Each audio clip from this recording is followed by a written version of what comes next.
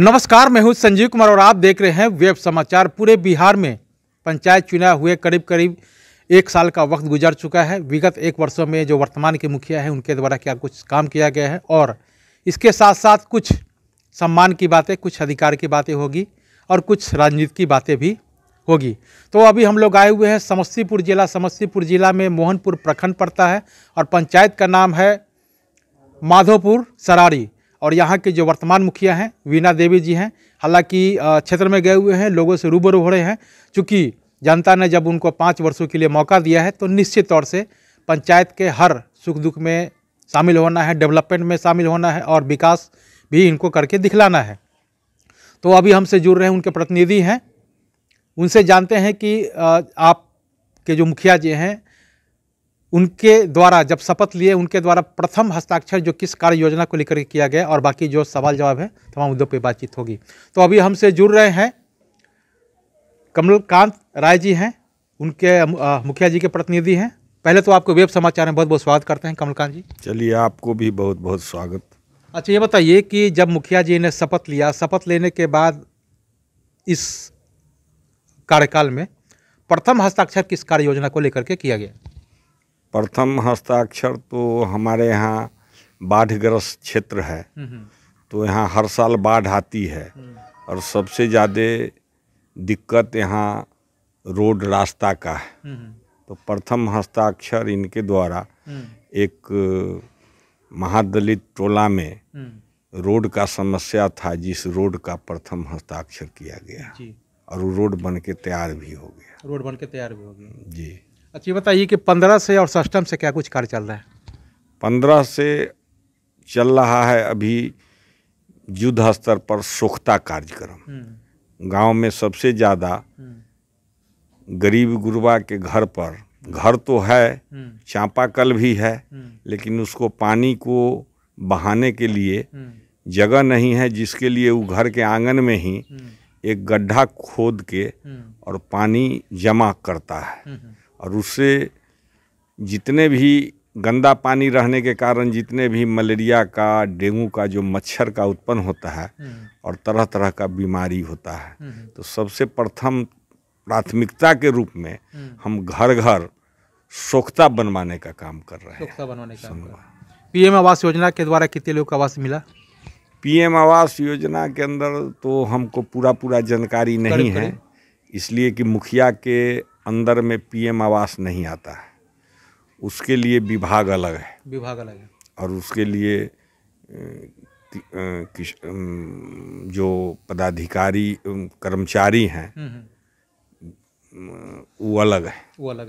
अच्छा, अब मैं मुद्दे की बात करता हूं कि जिस तरह से पूरे देश में 1 नेशन 1 पेंशन पे चर्चा हो रहा है और भारत का संविधान एक है, जनता के चुने हुए प्रतिनिधि MP MLA भी है, मुखिया जी भी हैं, जिला पार्षद भी हैं, नगर परिषद के अध्यक्ष भी हैं, नगर निगम के मेयर भी हैं।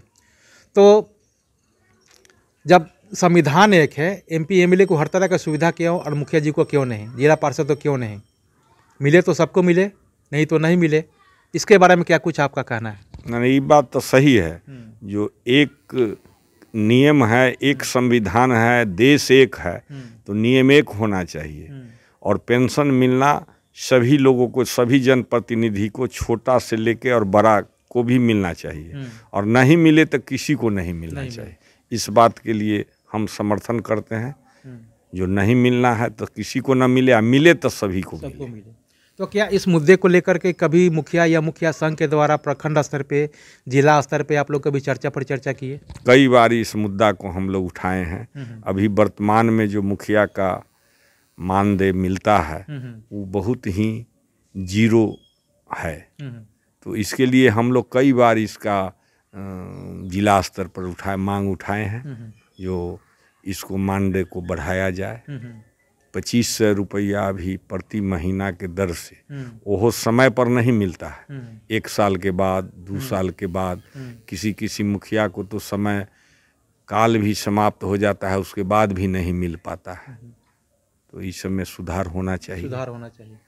अच्छा, बिहार के पूर्व पंचायती राज मंत्री ने कहा था कि सारे मुखिया को सुरक्षा को लेकर के लाइसेंस दिया जाएगा, क्या कहेंगे इसके बारे में? बिल्कुल ज़रूरी है। राजनीतिक में आने के बाद लोग को दुश्मनी बढ़ जाता है, तो इसके लिए सुरक्षा का व्यवस्था होना चाहिए। और आप देख रहे हैं जो 1 साल से ऊपर मुखिया का चुनाव हो गया और इसमें कई मुखिया का मर्डर हो गया और वो अपना जान गंवा चुके हैं। तो इसके लिए मुखिया के सुरक्षा के लिए उनको सरकार को आर्म्स का व्यवस्था करना चाहिए। जी, अच्छी बताइए कि पूरे बिहार में जातिगत जनगणना को लेकर के अभी जनगणना हो रहा है। प्रथम फेज का हो चुका है, दूसरे फेज का जो है जनगणना अप्रैल में होगा। ये होना चाहिए कि नहीं होना चाहिए? बिल्कुल होना चाहिए। सरकार ये बात करके तो बहुत ही अच्छा काम किया है। इससे सरकार का सच और झूठ पता चल जाएगा कि किसका जनसंख्या कितना है और किसके लिए कितना काम किया जा रहा है। तो इससे तो सरकार जो कर रही है उसका सच और झूठ सामने आ जाएगा। किसका कितना जनसंख्या ये होनी चाहिए, उसी के अनुसार से उनकी भागीदारी भी भागीदारी उनको होनी चाहिए। जिनका जितना जनसंख्या है उस हिसाब से उनको भागीदारी होनी चाहिए। और ऐसा नहीं होता है और ये जातिगत जनगणना से स्पष्ट हो जाएगा ये इस बिहार में किस जाति का कितना जनसंख्या है। तो ये होना जरूरी है। हालांकि पहले एनडीए में थे, एनडीए के लोग भी विरोध कर रहे थे, भाजपा के लोग। फिर नीतीश कुमार समझ रहे थे कि अगर मैं जातिगत जनगणना कराऊंगा तो निश्चित तौर से भाजपा के जितने भी लोग हैं वो विरोध करेंगे और सही ढंग से जनगणना नहीं होगा। यही कारण है कि वो पलटी मारे और पलटू राम के रूप में फेमस हैं। तो इन्होंने फिर पलटी मारा और महागठबंधन के साथ आ गए। क्या कहेंगे इसके बारे में? तो जिस समय जैसा उनको काम करने में अगर दिक्कत होने लगा तो उन्होंने भाजपा को छोड़ के इधर चले आए। जब काम करने में किसी को मुश्किल होगा तो अपना जगह छोड़ के जहाँ सुरक्षित जगह पर आएंगे। ये ठीक किए हैं, सही किए हैं, सही किए। अच्छा, ये बताइए कि बिहार के मुख्यमंत्री नीतीश कुमार बजट सत्र के बाद पूरे देश में दौरा करने वाले हैं नरेंद्र मोदी के अगेंस्ट में।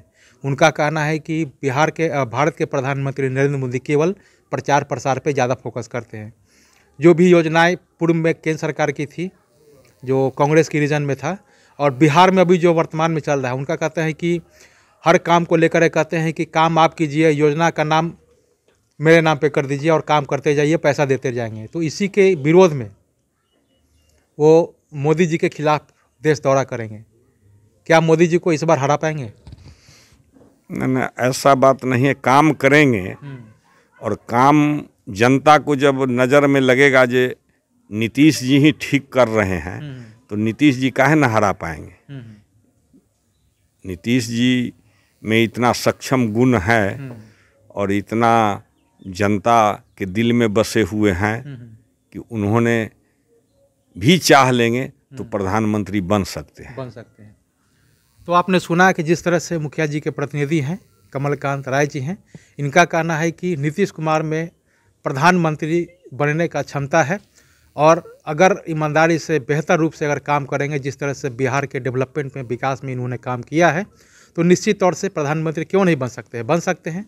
इनमें प्रधानमंत्री बनने की क्षमता है, बशर्ते बेहतर ढंग से अगर काम करेंगे तो निश्चित तौर से प्रधानमंत्री बन जाएंगे।